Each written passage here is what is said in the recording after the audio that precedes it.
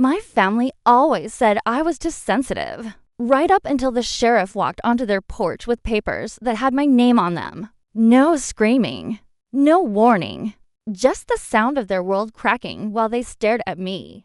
Like I'd rewritten the rules overnight. I didn't argue. I didn't comfort them. I simply stepped aside and let the truth land. Because a week earlier at Denver Airport, I learned exactly what my parents thought of me when they canceled my plane ticket and sent me to text messages. Have fun walking home. Loser. Try being poor. Take a bus like you should.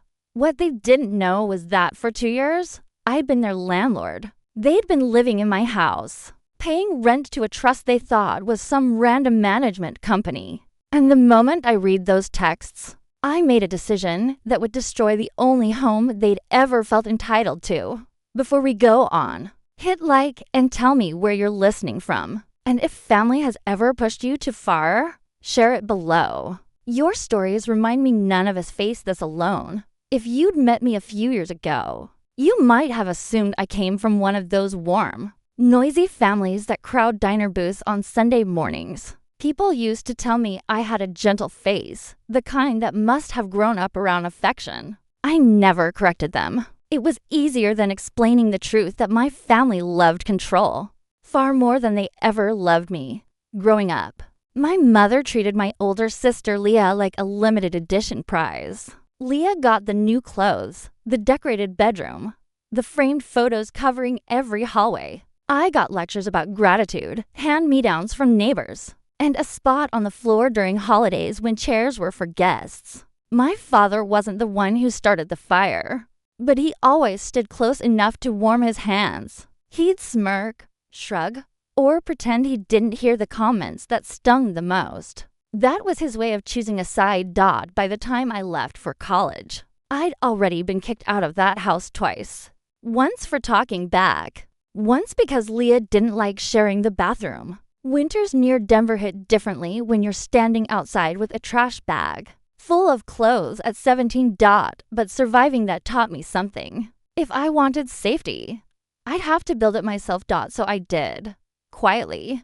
I worked through school, took every internship nobody else wanted, studied financial planning late at night in a campus library that smelled like old carpet, and burnt microwave popcorn. Years later, when I finally moved into my small condo overlooking the lake, it wasn't glamorous, but it was mine. The concierge knew my name. My son, 6 years old and soft-spoken finally, had a bedroom where no one told him to stay. Out of the way.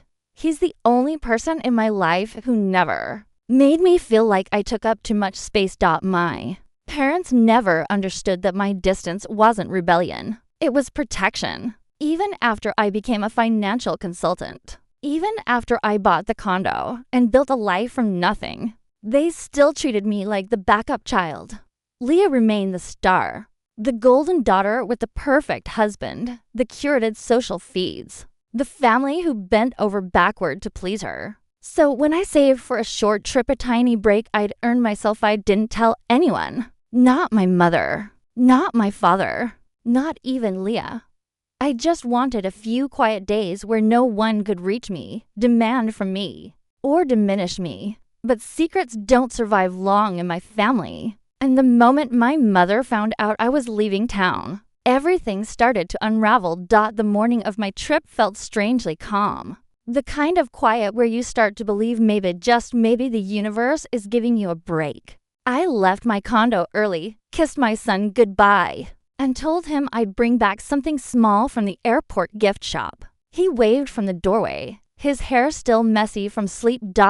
And for the first time in weeks, I allowed myself to exhale. Denver International was its usual mosaic of rolling suitcases, coffee steam, and half-awake travelers. I blended right in jeans, a long coat, hair pulled back. Nothing about me suggested anything unusual. Nothing suggested that within minutes, everything I believed about my family would split open. When I reached the check-in counter, I handed over my ID and confirmation code, already imagining how good it would feel to turn off my phone once I boarded. The agent scanned my ticket, paused, then scanned it again. Her eyebrows pulled together in a way I immediately recognized. Not confusion, but discomfort. Let me just check something, she said, her fingers tapping her keyboard faster. A knot tightened under my ribs. Is something wrong? She turned the screen slightly toward me. Your ticket shows as canceled. The refund was issued an hour ago. The word canceled hit me like a dropped suitcase. No, that's not possible. I didn't cancel anything. The refund went to a card ending in. She hesitated before finishing the sentence. 4,000 for 101. My stomach fell straight through the airport floor. Because I knew exactly who owned that card. My mother. I thanked the agent somehow and stepped aside. The terminal suddenly louder, brighter, harsher. My phone buzzed the second I pulled it from my bag. A text preview lit up the screen. From Mom. Have fun walking home. Loser, loser. She didn't even dress it up in a joke or a half-hearted emoji. Just the word, sharp as broken glass. Another buzz. From Dad. Try being poor. Take a bus like you should. I stared at the screen until the letters blurred. Travelers moved around me like a river. And for a second, I wasn't sure if I was standing still or drowning. It wasn't the canceled ticket. It wasn't even the insults. It was the clarity that came with them. The realization that my parents didn't just treat me like a burden. They enjoyed it. They wanted me small. They needed me small. I walked out of the terminal into the cold air, not knowing where I was going, only that I couldn't stay there another second. My fingers shook as I opened a rideshare app, but before I could finish typing my address, a small white sedan pulled up. The driver leaned out the window. Are you all right? He asked. You look like someone just dropped a piano on your day. I let out a breath that sounded almost like a laugh. Close. A text. He nodded in a way that said he'd seen enough live to read between lines. Hop in. I'm off shift, but you look like you need to be anywhere but here. I hesitated only a heartbeat before sliding into the passenger seat. The car smelled faintly of pine and old leather. He introduced himself as Harvey, a part-time driver who'd lived in Denver his whole life. And then he just listened. No judgment. No interruptions. I found myself telling him about the canceled ticket, the texts, the years of swallowing comments I should have screamed back at. When we finally parked near a quiet city park, he rested his hands on the steering wheel. You know, he said gently, people pretend cruelty is love all the time. Doesn't make it true. I looked out through the windshield, watching the winter light flicker through bare branches. I took out my phone again, but this time not to read their words. I opened the folder I kept hidden for years. One labeled options, investments, payments, the trust deed, records of every month they were late with rent on the house they didn't even know I owned. For the first time, I whispered to myself, the anger isn't swallowing me, it's sharpening me. When Harvey dropped me off near my building, the morning chill had turned sharper, the kind that wakes you up completely. I thanked him, promised I'd be okay, and walked toward the entrance with the strange steadiness of someone whose mind had finally stopped spinning. My condo lobby was warm and quiet, humming faintly with the radiator's breath. It felt like stepping into a different universe, one where I didn't have to shrink to fit someone else's comfort. I hung my coat, sat at my kitchen table, and opened my laptop. The folder labeled options waited where I'd left it, a silent archive of the life my family never bothered to ask about. I clicked it open, and the screen filled with years' worth of documents. Investment notes, property payments. The trust deed listed me as the owner of the house my parents had lived in for nearly 2 years. Asterisk. I scrolled slowly, breathing in the reality I built while they were busy dismissing me. Every page felt like a reminder that I had done something extraordinary without their approval or permission. They thought I lived poor because I drove an old car and wore simple clothes. They never imagined I kept my life quiet to protect it from them. But the text at the airport made one thing painfully clear. Protecting myself wasn't enough anymore. I needed to protect my son. I needed to stop pretending their cruelty was something I could outgrow. Memories rose uninvited but vivid. Leah, my sister, shoved me toward the door one winter night because her boyfriend didn't like extra people around. My mother told me to stop being dramatic while I stood outside in the cold with a backpack. My father handed Leah cash on her college move-in day, then turned to me with a lecture about earning things the right way. All those moments blended into a quiet, simmering truth. I couldn't keep letting them take from me piece by piece and call it family. I opened another fileless set of recordings I'd captured the last time I stopped by their house to drop off a receipt. I hadn't meant to record anything. I tucked a small baby monitor in my bag because I didn't trust leaving my belongings unattended. But when I played the first clip, their voices filled my kitchen. She thinks she's better than us, my mother said. Cancel it. Teach her a lesson. She can take the bus, my father added. She always acts like she's struggling. Maybe she should. Their laughter followed light and casual. The way people talk about inconveniencing a stranger, not their daughter. I sat back in my chair, letting the anger settle. Not hot and wild like before, but cold and precise. I wasn't going to fight them with insults. I wasn't going to match their cruelty.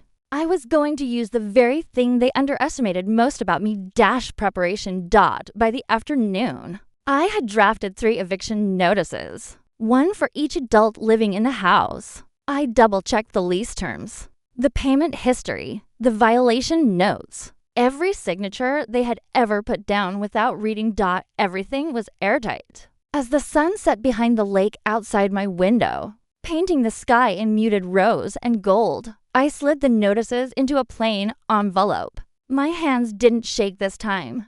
For years, they'd told me I was too soft, too quiet, too willing to forgive. Maybe they were right. But softness isn't weakness, not when it finally chooses itself. I placed the envelope on my counter, took one steady breath, and whispered to the empty room, I'm not going back as their daughter. I'm going back as their landlord. 3 days after the airport, I stood at the end of my parents' walkway, staring at the house I used to tiptoe through. The lawn hadn't been mowed. The porch light flickered. And Leah's SUV sat crooked in the driveway like she'd parked in a hurry. Probably because she always assumed someone else would fix things for her. I tightened my coat around me and walked up the steps. I didn't knock. I turned the handle and stepped inside. The familiar scent of lemon cleaner and stale coffee hitting me all at once. My mother was on the couch, scrolling through her phone. My father was in the kitchen, making a sandwich. Leah was at the island, filing her nails bored and comfortable in a house that wasn't hers. My mother looked up first. Why are you here? No greeting. No concern. Just irritation. Like I'd interrupted a commercial break. My father didn't glance up. Shouldn't you be sulking somewhere? Heard your little trip fell apart. Leah smirked, tapping her nail file against the counter. Yeah. Thought you'd still be crying at the terminal. Guess the charity plane didn't leave without you. Their laughter light, careless echoed through the open space. If they'd looked closely, they would have noticed my posture was different. My shoulders weren't curled in. My voice wasn't small. I wasn't a guest in this house anymore. I set my bag down on the hardwood floor, pulled out the plain envelope, and placed it on the counter in front of Leah. What's that? She asked, eyebrows raised. Your notice, I said simply. All of yours. My mother snorted. Notice for what? Eviction? The room went silent. Even the refrigerator hum seemed to pause. I set 3 identical papers in 3 different places. One on the counter, one on the fridge, and one on the bottom stair. My father stepped forward, ripping the one from the refrigerator door. You don't own this house. Oh. I reached into the envelope again and pulled out the trust deed. You signed a lease 2 years ago with Elmbrook Trust. My mother folded her arms. We thought that was some management company. It is, I said. Mine? My father's face darkened. This is ridiculous. You can't evict your own family. I tilted my head. You already did. Remember? twice before I turned 20. Leah rolled her eyes. You're being dramatic. You don't have the money to own a house. Interesting theory, I said. Because the payments, the bills, the statements, and your signed lease say otherwise. My mother stepped closer, voice rising. This is a joke. You think you can scare us with paper? We raised you. No, I said calmly. You controlled me. You drained me. And you punished me for having a life you didn't approve of. My father threw the eviction notice onto the counter. Even if this is real, you don't have grounds. I pressed play on my phone. A recording filled the kitchen. The same conversation I'd listened to alone at my condo. Mom's voice. Cancel it. Teach her a lesson. Dad's voice. She can take the bus. She's always so dramatic. Then their laughter. Leah stiffened. You recorded us. No, I said. I recorded my property being occupied by tenants who violated their lease and used emotional abuse to control me. My mother's face was drained of color. Turn that off. But the recording played on, their words echoing sharply against the tile backsplash. Leah slammed her hand on the counter. You can't kick us out. I have kids. We're a family. Exactly, I said. A family you didn't think twice about putting above my son. When you told him to sit on the floor last Christmas because he wasn't a real cousin. Leah opened her mouth, but a new sound cut through the tension. My phone buzzing.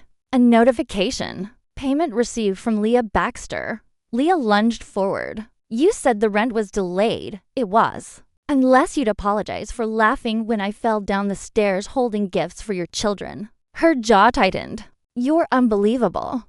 No, I said softly. I'm consistent. My father tried again. Where do you expect us to go? I gave you 60 days notice on paper, I said. You ignored it. You're 3 months behind. And you sent me those texts. I met his eyes. If a landlord got those from a tenant, you know what would happen. You're punishing us for one joke. Leah snapped. That wasn't a joke, I said. It was a confession. My mother grabbed the counter for balance. Lucia, be reasonable. Reasonable, I repeated. You canceled my ticket. You called me a loser. You told me to walk home. And you enjoyed it? My father's voice cracked. You're really doing this. I opened the envelope one last time, pulled out the final sheet, and placed it in the center of the island. Their faces went pale when I slid that paper across the counter. It was the formal notice of enforcement, the document that allowed the sheriff to act. This, I said, is already filed. You have 3 days. My mother shook her head, tears forming not remorse, but panic. We didn't mean to hurt you. Yes, I said quietly. You did. You just never expected consequences. Leah looked around the room. Suddenly small in the house she'd treated like her kingdom. What are you trying to prove? That I matter, I said, and that my son deserves better than watching his mother get treated like an unpaid servant. My father threw his hands up. Unbelievable. I picked up my bag. 3 days. The sheriff will handle the rest. As I stepped onto the porch, I heard my mother whisper, What happened to you? I paused. I stopped begging for a seat at a table I paid for. Then I walked away while they stood frozen in the doorway, their lives finally catching up to the choices they made. 3 days passed faster than any of us expected. On Thursday morning, a sheriff's car rolled up the street quiet, but unmistakable. My parents stood on the porch with half-packed boxes, their faces tight with disbelief, as if the world owed them a pause that never came. Leah wasn't there. She'd left the night before, dragging her suitcases down the driveway while arguing with her husband on the phone about the money she'd used without telling him. The sheriff walked them through the process calmly, giving them space to gather the last of their things. There was no yelling, no dramatic fight, just the slow unraveling of a family that had spent years pretending there. Cruelty was normal. My mother tried one last time, reaching for my arm as movers carried out her boxes. Lucia, she whispered, we're still your parents. I stepped back, and I'm still the daughter you never protected. She looked down, not at me. but at the house behind us, at what she thought she'd keep forever. When everything was cleared out, I left the sheriff a sealed envelope to place inside. A photo of me and my son, smiling. On the back, one line, "This is the family I choose." When I finally drove back to my condo that evening, the lake outside my window was still and bright, reflecting a peace I hadn't felt in years. My phone buzzed one sent unread text from Leah, but I didn't open it. I didn't need to. The airport, the canceled ticket, the insults, all of it had led me here. To the moment I stopped letting their version of family define my worth. My son ran to the door when I walked in, arms wide, certain of me in a way my parents never were. That was enough. If you've ever had to reclaim your peace from the people who should have protected it, tell me in the comments. And hit subscribe so you don't miss the next story. Because your voice matters. And someone out there needs to hear that choosing yourself isn't selfish. It's survival.